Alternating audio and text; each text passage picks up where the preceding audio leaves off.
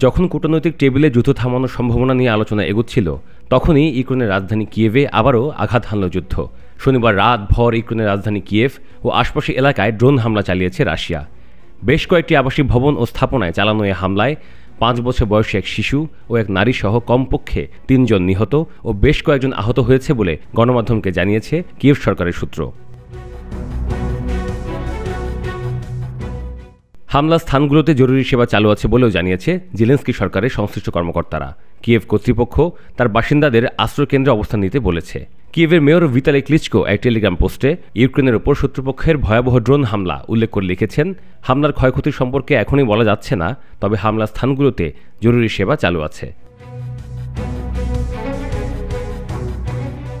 এই হামলা সম্পর্কে রাশিয়ার পক্ষ থেকে এখনও কিছু জানানো হয়নি।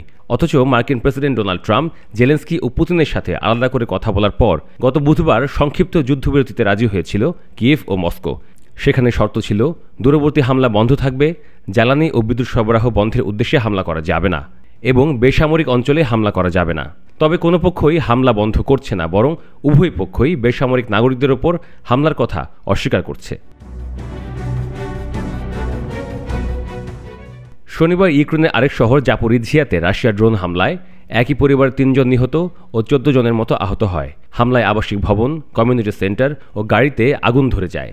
এরপর পরই সরকারের পক্ষ থেকে কিয়েভ ও আশপাশের এলাকায় বিমান ও ড্রোন হামলা সম্পর্কে সতর্কতা জারি করা হয়েছিল।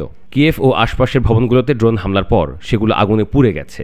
বিভিন্ন গণমাধ্যমে ইউক্রেন সশস্ত্র বাহিনী দাবি করেছে, রাশিয়া ছোড়া 147টি ড্রোনের মধ্যে 97টি তারা ভূপাতিত করেছে এবং 25টি লক্ষ্যে পৌঁছতে পারেনি। এমন সময় হামলাগুলো হচ্ছে যখন জেলেনস্কি তার প্রতিনিধি দলকে আরেকবার সৌদি আরবে যুক্তরাষ্ট্রের সাথে আলোচনা করতে পাঠাতে যাচ্ছেন এবং আংশিক যুদ্ধবিরতির ব্যাপারে ভাবছেন। এর আগে গত বৃহস্পতিবার রাশিয়ার একটি প্রধান কৌশলগত বোমারু বিমান ঘাঁটিতে ড্রোন হামলা চালায় ইউক্রেন। হামলার পর বোমারু বিমান ঘাঁটিতে ভয়াবহ বিস্ফোরণ ঘটে, আগুন ধরে যায়। এতে 10 জন আহত হন। রাশিয়ার সারাতভ ওব্লাস্টের শহর এঙ্গেলসের ওই ঘাঁটি সোভিয়েত আমলে বানানো। এখানে রাশিয়ার পারমাণবিক অস্ত্র বহনে সক্ষম ভারী কৌশলগত বোমারু বিমান টুপোলেভ Tu-160 রয়েছে, যা হোয়াইট সোয়ান নামেও পরিচিত। এই মুহূর্তে স্পষ্টভাবে বোঝা যাচ্ছে, আলোচনার টেবিলে যুদ্ধবিরতি নিয়ে আলোচনা থাকলেও বাস্তব ময়দানে তার প্রতিফলন নেই, বরং বরফের নিচে চাপা পড়ে যাচ্ছে আরও উত্তেজনার শঙ্কা।